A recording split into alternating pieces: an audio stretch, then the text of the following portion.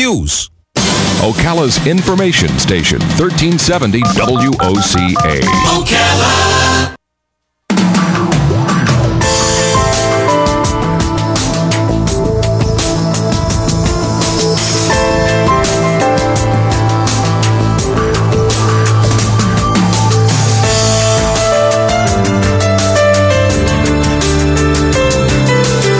All right, 5 minutes after 9 o'clock. Thank you for tuning in this Monday morning. One of the things that I love to be witness to is when somebody is passionate about something. I love witnessing passion. I love watching a musician he could be a street musician. He doesn't have to be famous. And sometimes famous people have less passion than somebody performing on the street, although not always. And sometimes that passion got them to that big stage that gets world attention. But I mean, in general, and it could be a mother, just so passionate about her children, and gosh, you see this all the time in so many people. This past weekend, we went to a marching band competition, and I was watching one of the young high school students climb the little ladder that they stand on to what they conduct, I guess. They move their arms back and forth.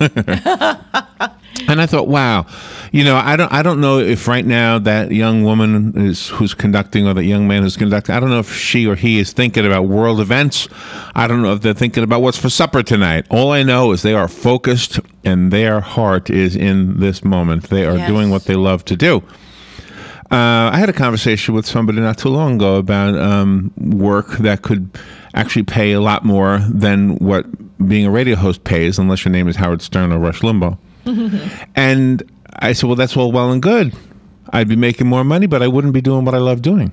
Yeah. I actually love what we do here. And so it is, in my mind, the more important thing is to follow your heart rather than to make money. And to some people that sounds foolish. And sometimes I think I've been foolish in the path I've chosen. Baptiste de Pape, I hope I'm saying his name right. He'll correct me in a second. He's on the phone. He's a spiritual explorer, a filmmaker, happens to be an attorney also. So that means he uses both sides of his brain. He's an artist as well as an analytical thinker. His book is called, and film, by the way, there's a film, and they're both called the same thing, The Power of the Heart, Finding Your True Purpose in Life. I always wonder, I always think everybody has a true purpose, just like every planet is round. Every planet is a sphere. I think everybody has a purpose. Good morning, Baptiste de Pape. Am I saying your name right? First of all, good morning. Are you there? Oh, he's gone. He's gone. How did that happen, Robin? He was there. Yes, a second ago. What do I do? I don't know. Do we call him back? I hope so. Do we have his number? I hope so. Well, that kind of flopped, didn't it? What's my passion right now? How do I get a hold of this guy? He had a funny accent, didn't he? He had an accent, not funny. He had an accent. All right. Well, Robin's going to go call him up. Anyway, so well, it is truly one of the things that I've thought about when you look around at nature and you see that every animal has a way to provide for itself, a way to protect itself, a way to provide shelter for their young, et cetera, et cetera. It's often an interesting thing to think that sometimes human beings doubt their own capacity and doubt their own ability to have those same types of gifts that the animal world has, as far as being able to protect, provide, and all that. I mean, that's why I don't want to drag this into the political discussion where this could go, but it is part of the entitlement, the handout part of this. I think if in a world where there were no entitlements and there were no handouts, I think more people who are depending on handouts wouldn't be, and would be happier, actually, because they'd be following their heart. The book is called The Power of the Heart. There's a film with the same title. It is by our guest, if we can ever get him online. Robin, I think he's here now. Okay, I did the intro. I don't think he was on the line, though. Baptiste de Pape, good morning. Is that you? Yes, let me transfer you to his room. Okay, to his room. Okay, must be in a hotel. Wine Valley. In the Wine Valley. Must have got up early. Must be out west somewhere. Hello?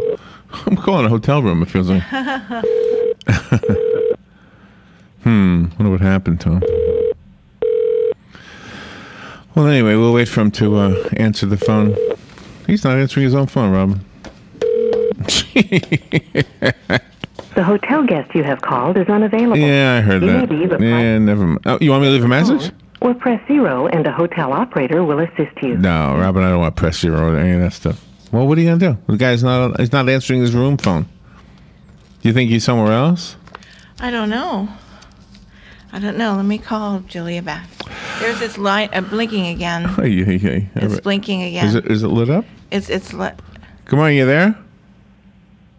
Oh, that's just okay. because I didn't disconnect the hotel. All right. I didn't disconnect the hotel call. Wonder where he is. It said in Wine Valley or something like that. He must be out west somewhere. Well, I hope you enjoy live radio, because this is what live radio sometimes is. It's when things don't quite happen the way you plan them. It seems like an interesting interview, but you know what's happening is we're getting close to that midpoint. So rather than if Robin does get him, and then I'm speaking for like 30 seconds, and then we go to the break, I'm just going to go ahead and trigger the break early. And hopefully when we come out of the break, we'll be able to be on the air with Baptiste de Pape and have at least half of an interview. We'll be right back. The weather is brought to you by myfwc.com. Safe boating is no accidents. It'll be partly sunny, very warm and humid today, high 86 to 90. Partly cloudy tonight. There may be a shower in spots late tonight near the coast, low 72 to 76. Tomorrow, some sun followed by clouds with a shower and thunderstorm around, mainly in the afternoon, high 85 to 89. Wednesday, partly sunny with a couple of showers and thunderstorms around, high 80 to 85. From the Florida Weather Center, I'm meteorologist Joe Lundberg.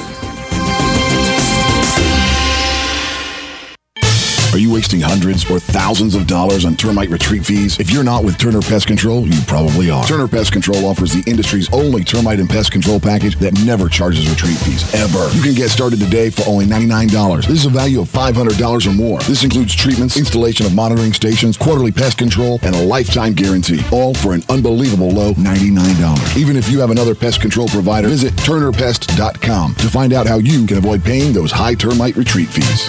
All right, see what a difference a commercial break makes. Now we have him back on the line. Baptiste de Pape is going to correct the pronunciation of his name. He may not have heard my intro, but I don't want to go through the whole thing again. Let's just say good morning to Baptiste. Good morning, sir.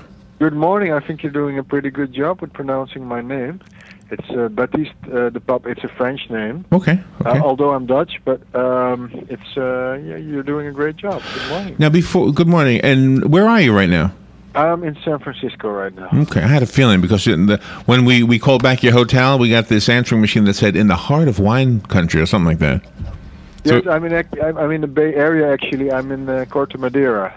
Okay. So I'm very close to them. So I don't know what you heard from my intro, but in a real quick recap of what I said is that I love seeing people with passion. And I believe that everybody has the capacity to be passionate about something, whether it's simply being a mom or being an accomplished musician or athlete or anything. Yes. Well, it's true. I mean, this project is about finding your purpose in life, and you will only have a fulfilling life if you really find what you love. Because, everything we do, we will have challenges in our life, and if we don't love it, we give up. And I think that's the most important secret of success: loving what you do, finding what your purpose is, and finding your calling. I do too. The one thing I want to ask you to clarify is, what is success? How do we qualify or define success? Well, I think that success is, I think on the deepest level, success is alignment with your soul, with your higher self, and living from that place. So, I think that alignment with your heart, living from that place, I think that is success. You could say in a very simple way, it's knowing who you are and living from that place, and then loving what you do. Absolutely, yeah. I'm 100% in agreement with that. I am insulted on other people's behalf when I hear somebody say to somebody, you could have been successful if, and you realize that person is living their dream. They're an artist. They may not be making much money, but they are living their dream, and so they are successful in my mind. I think it's an insult to imply that they could have been more successful had they gone into who knows what, Wall Street or something like that. Well, one of the interviewers in our movie says, if your only intention is to make money, know that you're disconnected from your source. Know that you're disconnected from your heart. If your only intention is to become rich or famous, and that's it, then you're really disconnected. Jim Carrey, the actor, said something wonderful. He said, I wish everybody could be rich and famous, then they would know it's not the answer. And I think we live in a culture, and we're almost hypnotized by wealth, success, money, and we think that is success. Well, that is not success, because you can be very wealthy and you can be also very disconnected. You saw The Wolf of Wall Street with Jordan Belfort. This guy was completely disconnected at the time, but he was also very wealthy. Yeah. So he's a good example of that. I think also success is felt inwardly in a true sense when you're giving in some way, when somehow whatever it is that you're doing is giving back, and I don't think that means that you can't get paid for it. I just think it means that you're doing something that truly contributes to your fellow man. Yes, but I completely agree. I think we will find success in service. On the deepest level, it is always serving. What is the foundation of success? I like how each chapter in your book has a specific topic, and then you have these amazing people that really bring insight into that particular topic from their perspective. Yes. Well,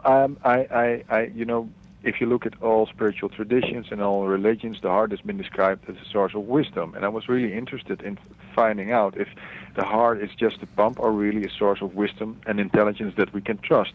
And of course, I couldn't interview, Jesus and the Buddha and Lao Tzu anymore because they're not here. And then I thought, okay, who in my time is writing about the heart as a source of intelligence and wisdom? And that's how I came to interview those people. And the other thing that is really important to me, why learn it if you can't apply it? So I said, okay, it has to be as practical as possible. So I'm going to interview them on the most important topics in life: health, career, relationships, and also money. Those are all the things we're all invested in most of the day. We're thinking about them, and if so that's. I interviewed everyone on these topics, these very practical topics. Would I be right in guessing that your reason for asking these questions is because the answers are very important to you as well? In other words, you easily could have interviewed yourself if you could have. You can't interview Jesus. You really can't interview yourself either. That's true. That's true. They are really important to me because I was looking for, because I wanted to know, okay, why am I here? What is going to make me happy, and what is going to give me a fulfilling life, and how do I apply that on relationships and on my career? And so, yes, you could say I was doing it for me, but then, I really realized if I'm asking these questions for me, I think those questions and those answers will be very helpful and supportive to other people. Oh, absolutely. And I think I love what you said earlier about you're learning something, but it has to be used, you have to be able to apply it and make it practical.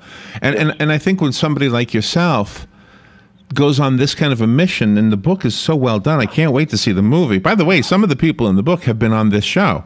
Deepak Chopra has been on. The guy from the man from Mars and the women are from Venus, whatever that thing is called. John Gray, right? Yeah, he's been on. But I think when a guy like you puts together a book like this, it shows us something about you. It's kind of like when Donald Trump wrote a book. All of a sudden, you're realizing that he's focusing on how to make a profit and how other people have done it. Yes. Well, it is about me, and at the same time, it's much bigger than me. For instance, I was really interested in in all the practical topics of life, health, relationships, career, and then all the people who started interviewing, they were in a different phase in their lives. I've also interviewed Dr. Maya Angelou, and they were all like, let's say 65 plus, 65 or older. And they said, okay, but this is really good. If you start living from the heart, and it's going to improve your relationships, and it's going to improve your choices in career, and it's going to improve your health. But it's also going to change your perspective on everything, because they said it's also going to change the world. If everyone starts to live from their heart, then we'll create a different a world, and we'll create a different humanity. And that was not my intention when I started this, but in that way they co-created the whole book and the whole movie. Yeah. Well, and truly that's true. It's hard for me to imagine persuading somebody who is hell-bent on being famous or rich without giving back, or somebody who is hell-bent on forcing his or her religion down somebody else's throat, to the extent that they're willing to kill you if you don't believe in them or believe as they do. I can't imagine they would even listen to what we have to say. Yes, I think we all, at one point in our lives, we get to see that giving is more fulfilling than getting. I like how your one chapter, the powers of intention and intuition, because they're so opposite. Because one, intuition seems to be influenced by the heart, and intention seems to be influenced by the brain. I think your intention has to come from the heart. In the end, I mean, you have seen The Secret, the movie The Secret. Yes. And I've been producing this movie with the director of The Secret. He was the director of this movie, and he was 24 when he directed The Secret, so he was very young. And in The Secret, it was all, the talk was always, okay, if you want to create something, you want to attract that a woman, or you want to attract that car or that career. And they never ask the question, why do you want it, and where is this intention coming from? Because if you ask, why do you want this money, or why do you want this career, or why do you want this car, then you'll start to learn some interesting things. And I think, and that's my experience, that if your intention is coming from your heart, then you'll meet the right people, then you'll have the support of the universe, and then you'll also do, what you were born to do. So it's different. So I think the intention should come from the heart and not from your mind. Yeah. I love that expression, doing what you were born to do. I've thought about this so many times in my life, is that if you look around the animal world, every beaver has the same gifts. Every horse has the same gifts. Horse people will disagree with some of that. But I think human beings are different in that your talents and your gifts are going to be different than mine, different than Robin's. We may have some similarities, but I think an artist is not going to be building a railroad necessarily. Yes, well, I would like to say something about that. One of the interviewees says, a fish cannot drown in water. A bird cannot fall from the sky. Each creature must find their own God-given element, and each creature in the natural world knows their God-given element, but it's not so easy for human beings to find their calling and to find their element, and it is hard. It is hard to find it, and it needs the inner journey. It needs the inner work before you find it. And sometimes, I mean, there are people who know it. They know it since they were very young, but most people don't know it. Yeah. Do you know? I want to kind of compare notes with you, if you don't mind, just for a second. Yeah. I think we would get along. I think I understand you, and I think you would understand me. I've often been surprised at people. I'll give you not really two examples, but just two kind of thumbnail sketches. The person who is like a religious leader, like a pastor or a rabbi, and I'll sit down with them and I'll realize, wow, they're not really that deep. They're kind of shallow. And I was expecting somebody with real depth was going to be talking to me. And then other times I'll speak to somebody who's like a cigar chomping guy who talks rough, but when you really sit and talk to him, he's got more profound thoughts than you ever expected. Yeah. So I guess my question to you, based on what I just told you, is in looking for people for the book and the movie, did you eliminate some because, wow, he's not as deep as I thought? Or did you find somebody the opposite, somebody who you thought was going to be, this guy doesn't get it, and he really did get it? The people I've interviewed were really inspiring people, because I've read their books, and for instance, Paulo Coelho, the author of The Alchemist. I love The Alchemist. It's about a shepherd boy who learns to, follow his heart. And some were more, I was more impressed by than others. I've interviewed a lot of people, but the problem with film producing is the film can only be 90 minutes, so you have to make choices. But I haven't been. I was happy and impressed by everyone. I have to say there were not people where I said, "Oh my God, this is such a bummer. This is not a nice interview." No, I didn't have that experience. Well, that's good. Yeah. If you look at them, they've been out there for 25, 30, 40 years. And so they're all they're not newcomers. They've been out there for a long time. And I think there's a reason why they've been successful for so long, really. Yeah. Well, so it was kind of like a pre-screening. You sort of knew based on their public work, the work that we all would be familiar with. Yes. You talk about forgiveness in your book, and that seems to be the hardest thing a person can do. Yes. Forgiveness is really hard. I don't know if you've been able to see the movie yet, but we are really stretching the definition of forgiveness in the movie. Some things you don't really work as well on paper as in a film. And we have an incredible forgiveness story in the movie. And I think forgiveness is something you do for yourself, because you free yourself up from all the toxicity of the anger and the resentment that you're holding. And we always think, we have to forgive that person, and the person has to know it. No, it's an inner the other thing, person does really. it. Yeah. I have a hard time with that, with forgiveness. I know I'm supposed to. I know Jesus could. I don't know that I could be Jesus.